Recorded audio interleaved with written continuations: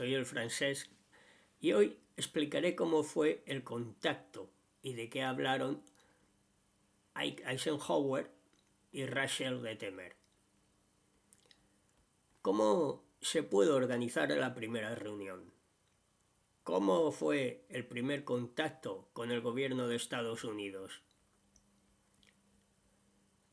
La Federación desde arriba, desde el Alto Consejo, le mandó el mensaje al presidente Eisenhower por imposición de frecuencias de radio irrumpiendo en el Pentágono, que en aquel entonces era nuevo, 1947. Fue la única forma de que tomaran como verídico nuestro contacto. Hay que recordar que en aquel entonces no había tanta desinformación y bromitas en las redes como hay ahora. Como representante de la Federación y con dominio en lengua inglesa, se me propuso para el contacto. Se acordó el primer contacto en la base Edwards de California, el 18 de febrero de 1954. La razón es que esa base tiene una extensión muy grande de pistas en una planicie grande. Se usó posteriormente como pista de emergencia para el transbordador espacial y estaba lejos de los ojos del público. Llegamos aquí como equipo en el 52 y de ahí algunas de nosotras a 1937. Se le insistió a Ike Eisenhower que tomara las estrictas medidas de seguridad para evitar un percance entre nuestras dos razas si hubiese un ataque hacia nosotras. Aún así, estábamos fuertemente armadas y con trajes de alta tecnología que absorben impactos de armas genéticas y de energía. Ike aceptó. El 18 de febrero de 1954, primero aterrizó el avión presidencial. En aquel entonces aún no era el Lockheed Constellation tetramotor, sino un Lockheed Electra bimotor más pequeño, similar al que empleaba Amelia Earhart en su fatídica travesía. El Electra aterrizó al final de la pista más alejada y ahí permaneció sin que nadie saliera. Nosotras, desde arriba, en modo furtivo invisible, observábamos todo desde unos 300 pies de altura.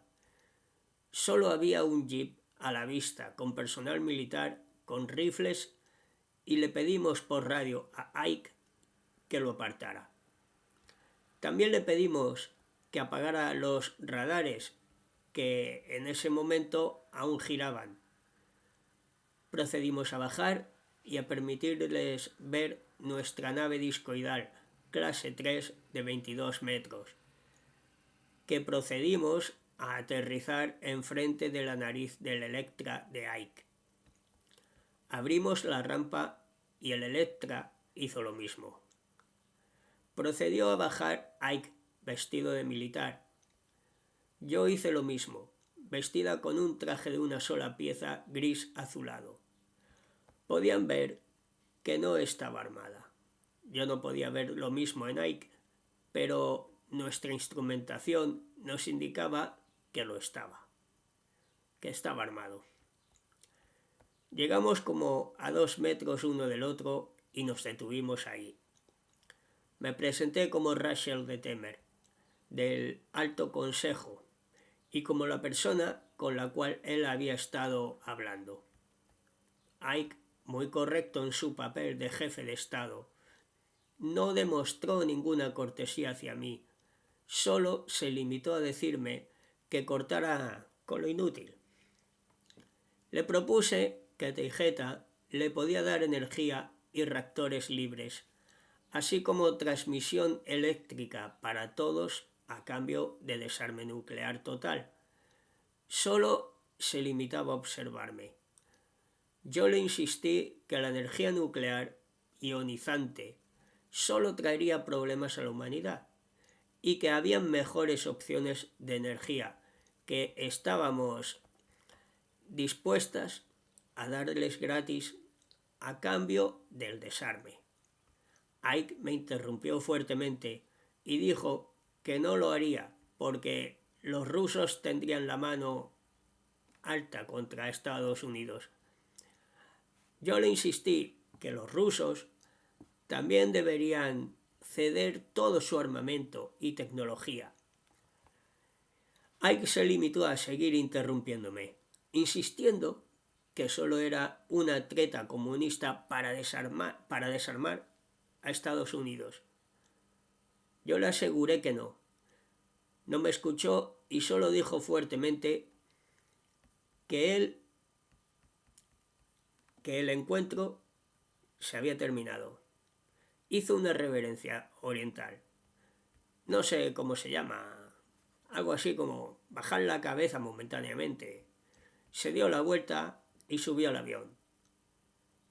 Subí a la nave y nos retiramos. Fin del primer encuentro.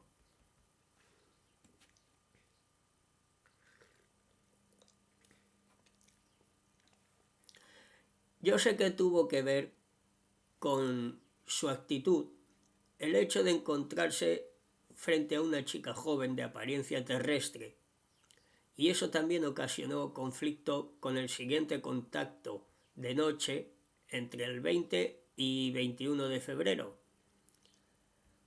Hay que ver que si hoy es difícil encontrar a alguien de aquí que hable inglés, en esa fecha era aún más difícil.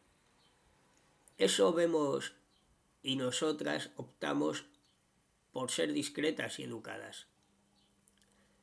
Entendemos que Ike dio como excusa para vernos el que fue a ver a su dentista.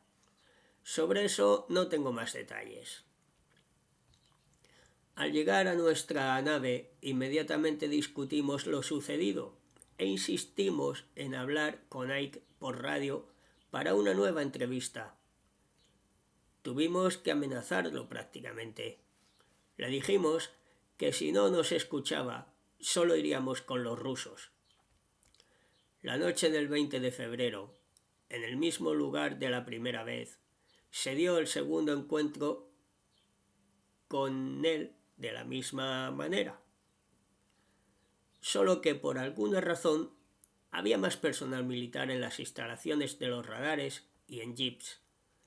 Nuestros sensores indicaban que estaban desarmados y una vez más él bajó mucho más rápido, ya en confianza supongo.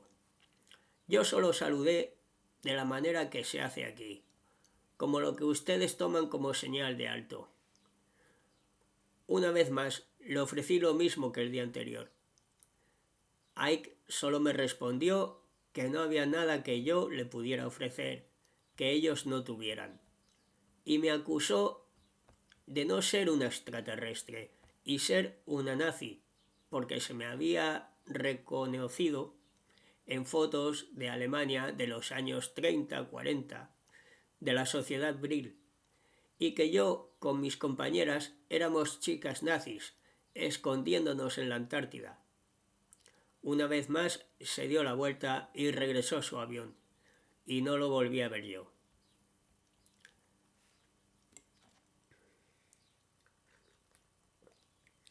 Los siguientes encuentros son de otras de mis compañeras y mi compañero Thor, también en 1957 a 1960. Los encuentros de Ike con mis compañeras fueron igual de breves e inútiles. Claramente ya había hecho un acuerdo con Maitré cuando ellas llegaron, porque Maitré le ofrecían tecnología destructiva a cambio de acceder a la población humana y animal para sus propósitos. Maitré dijo que solo era limitado y que informarían al gobierno de todo movimiento, cosa que lógicamente nunca hicieron. La tecnología dada por Maitré solo era a medias, sin componentes clave, razón por la cual más tarde hay reporte de naves experimentales fallando o derritiéndose en frente de testigos. Dijeron que darían esas claves faltantes, solo a cambio de bases, que les construyeran bases. El gobierno de Estados Unidos los complació de nuevo. Para nosotras y para la Federación en ese momento ya era claro que la vía diplomática no serviría. Se detuvo el contacto con el gobierno de Estados Unidos. Durante el primer encuentro detectamos que dentro del avión Electra había varias personas, que luego pudimos encontrar que una de ellas era un agente de la CIA, que documentaba el encuentro. De ahí salió el que me relacionaran con la chica nazi. La historia de Brill y nosotras la dejaré para otro encuentro. No todas las chicas trabajando para Thule y para Brill somos nosotras. Había otras ahí que ya habían canalizado tecnología de propulsión toroidal para la Luftwaffe. Ese es un tema que debemos afrontar al detalle. Bueno, todo a su momento. Debo recalcar que el intento por controlar la tecnología nazi de parte de nosotras está relacionado directamente con el fatídico encuentro con Eisenhower. En aquel entonces, Estados Unidos era el líder en cuestiones de armamento nuclear y sabíamos de la presencia de científicos alemanes provenientes del proyecto Paperclip, y creo que es evidente que esta información compartida por mí hoy no se encuentra en ningún lado. Nuestro fracaso en las negociaciones se debió principalmente al incidente Brill, al relacionarnos con Brill y con los nazis escondidos en la Antártida. Eisenhower no nos tomaría en serio.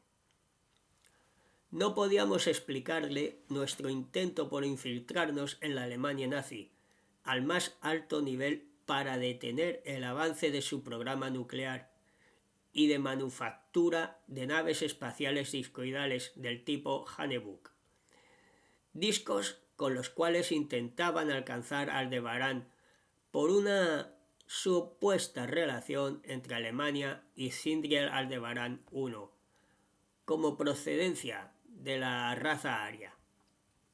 Sindriel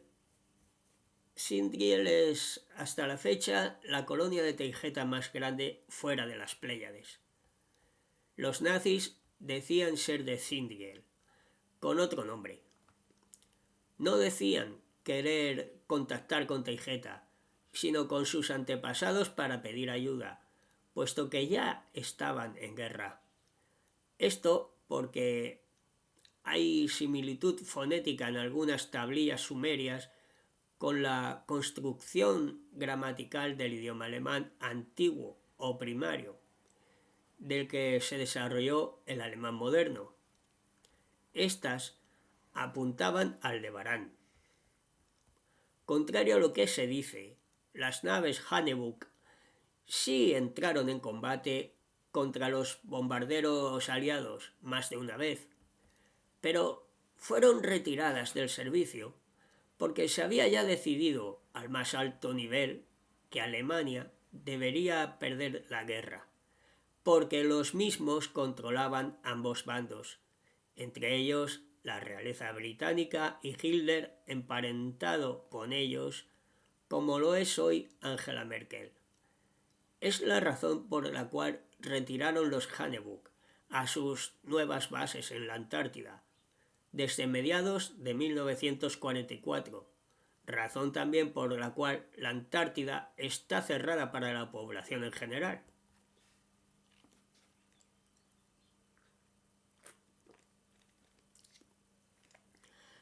Hay que entender que la Alemania nazi se mudó a Estados Unidos con el proyecto Paperclip. No están en la Antártida aislados. Esa zona es parte del cabal y de los controladores, que en el final solo son reptiles.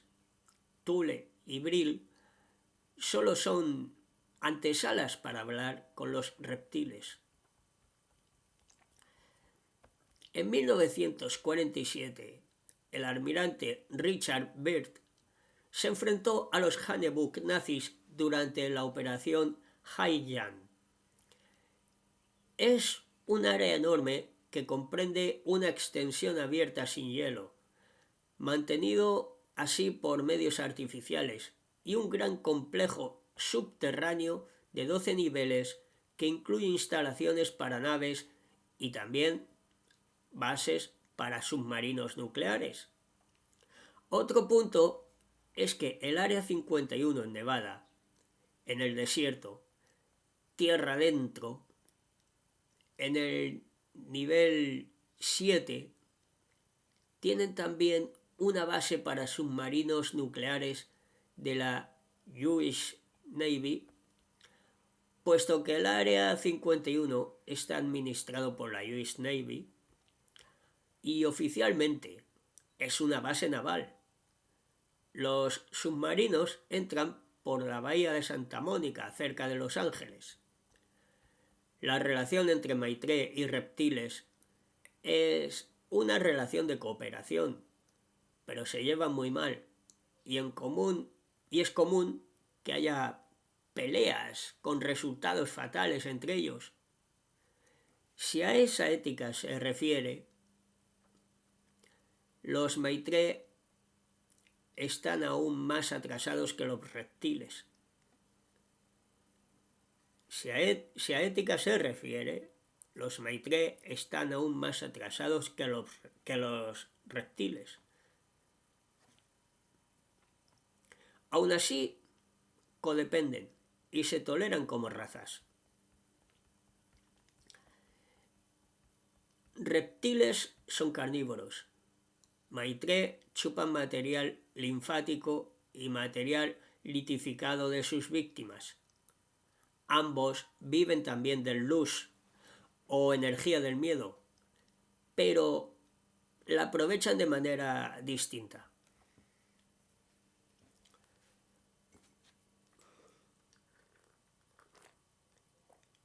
Usan trucos para no necesitar espiritualidad, es decir, usando tránsito por portales, y su movimiento es limitado por su misma frecuencia baja, no pudiendo ascender muchos lugares que les serán tóxicos, y eso es la mayor parte de la galaxia.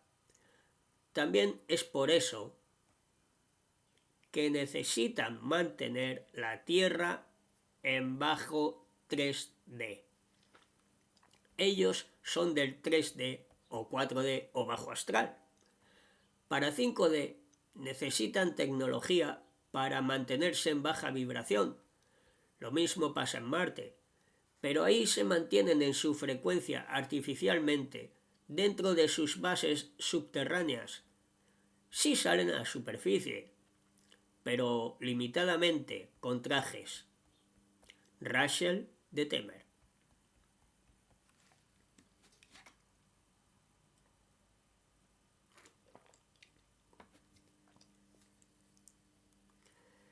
Bueno, pues como se ve en este capítulo, hay razas regresivas cooperando y manteniendo la Tierra en baja frecuencia para su propio beneficio. Aquí se habla de reptiles y Maitré, pero me atrevo a añadir también Etortans. De ahí que siempre pongan excusas para todo y que digan que la Tierra es una escuela para la humanidad y así debe continuar. ¿Escuela? En una escuela se aprenden lecciones y sin embargo, cuando las TAI nos quieren compartir conocimientos, los Ed Thorntons se enojan. ¿No dicen que es una escuela? Extraña escuela sin profesores donde no se permite que te enseñen el conocimiento y solo vives como esclavo y sirves de cena de alguno de esos psicópatas. Por otra parte, todos los grandes gobiernos del mundo tienen una conexión muy estrecha. Todos ellos pertenecen a una organización oscura manejada desde arriba por los psicópatas que mantienen esta granja en baja frecuencia. La soberanía de los países es más que cuestionable. Solo se le hace creer a la población, se les crea una ilusión de que son algo con una vida real, idioma, costumbres, etc., con el único propósito de mantenerlos divididos y controlados. La llamada globalización no es una cosa reciente de los últimos años, siempre ha existido, aunque ha habido épocas que ha sido más notoria que otras, como está sucediendo recientemente. Los psicópatas allá arriba juegan al ajedrez y los humanos en la Tierra somos las piezas sobre el tablero. Y claro, si un jugador se come un peón, se lo come realmente, no en sentido figurado. Lo que aquí explicaba Rachel de Temer era allá por los años 40, 50, en épocas más recientes. Otros mandatarios han negociado con Maitreya. Por ejemplo, George Bush, por citar alguno bien conocido. Otro punto a tener en cuenta, los Ed Thorntons.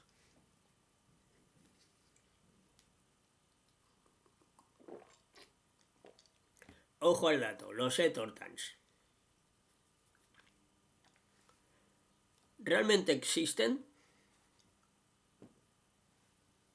¿Alguien los ha visto? Siempre andan escondiéndose, no dan la cara, lo cual hace pensar si no serán en realidad reptiles o Maitreya en realidad. Al fin y al cabo, tienen poder de practicar la telepatía invasiva. Se alimentan igual que los reptiles y Maitreya. Bueno, ahí lo dejo. Y si los Ed Thorntons se molestan por estas insinuaciones, que se muestren, que den la cara, queremos ver cómo son. Yo no les tengo miedo. Tal vez ellos también... Sí, tal vez ellos tiemblen cuando me vean a mí. Yo no les tengo miedo a ellos, pero tal vez ellos tiemblen cuando me vean a mí. Y motivos tendrán.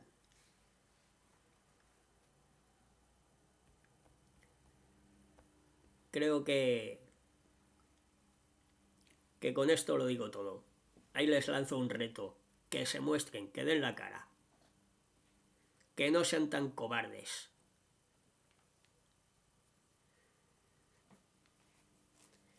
Que eso de esconderse para hacer sus fechorías, eso es de cobardes.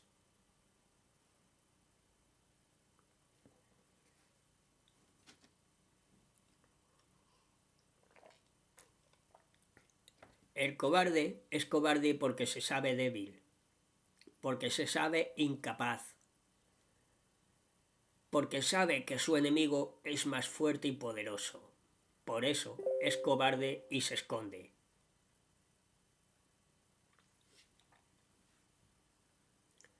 Bueno, gracias por participar y por compartir. Gracias a los moderadores. Siempre en mi corazón.